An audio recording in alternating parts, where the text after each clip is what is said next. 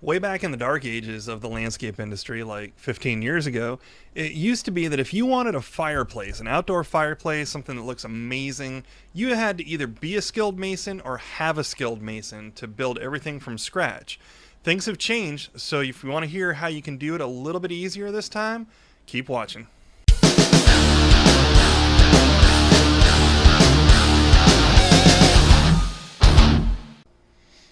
I'm Dave Marciniak with Revolutionary Gardens, and we're going to talk about how you can get a really cool custom fireplace, but maybe you don't need all that masonry skill in order to be able to do the smoke shelf and the smoke ledge and everything else like that.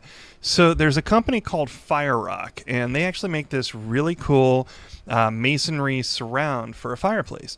And it used to be that when you built an outdoor fireplace, which is a trend that's not going anywhere, but when you built an outdoor fireplace, you had to be able to build the entire shell of it out of block, and then inside you would actually create the firebox with angled fire brick and a way for the smoke to kind of come up and convection currents to carry that up the chimney.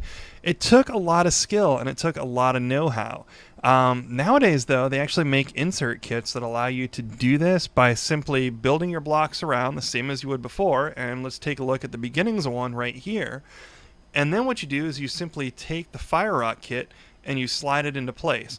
Now, that's not to say that these aren't without their problems. What I've found with some of the FireRock kits, they work beautifully, but I've seen contractors where all they do is they take the actual kit, build it up, and then just veneer right around it. And it's not a great look. It basically looks like all they did was just take a FireRock kit and put lick and stick stone or brick or what have you onto it. It's not a look that I love. It's not going to look truly custom, because if everyone in your neighborhood does one, everyone's going to look the same, just a different color. So what we're going to talk about today is how you can design around those. And we're going to start off by looking at the CAD plans for a project that we recently did.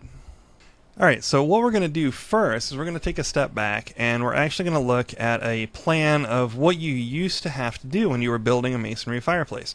And so this is a detailed drawing. This is what we typically submit to the county whenever we have to do an outdoor fireplace that we're building from scratch.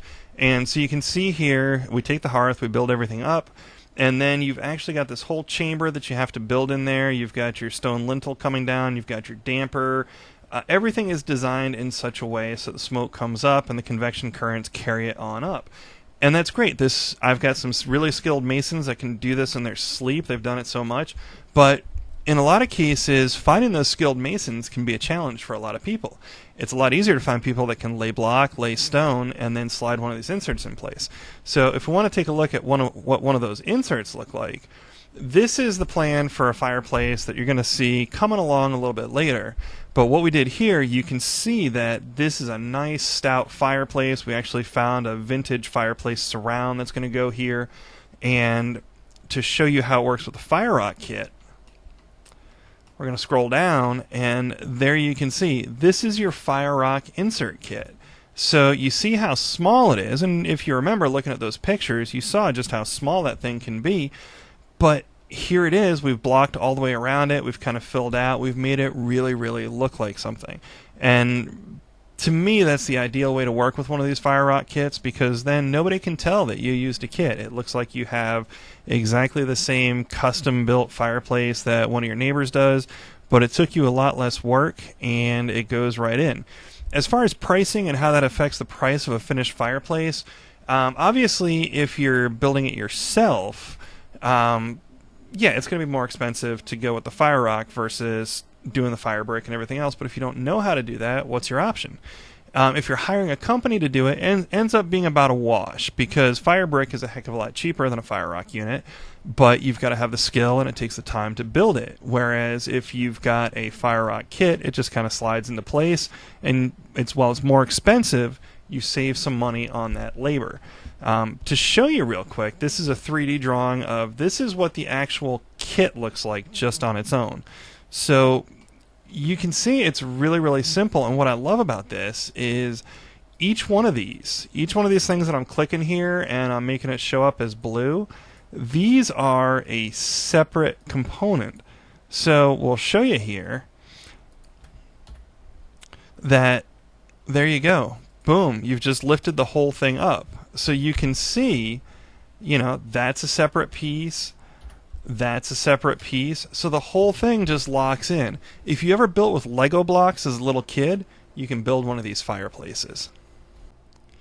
Alright, so you remember the fireplace that was just getting started that I showed you, where that masonry insert was going to go?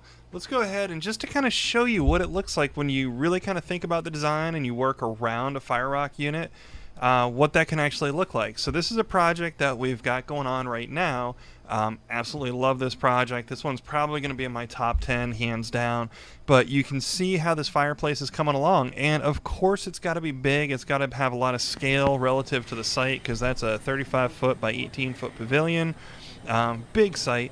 And if we kind of compare it to what that picture was that I showed you of the kind of like dinky, goofy looking little FireRock fireplace, where they just kind of slapped some stone right around it and called it a day.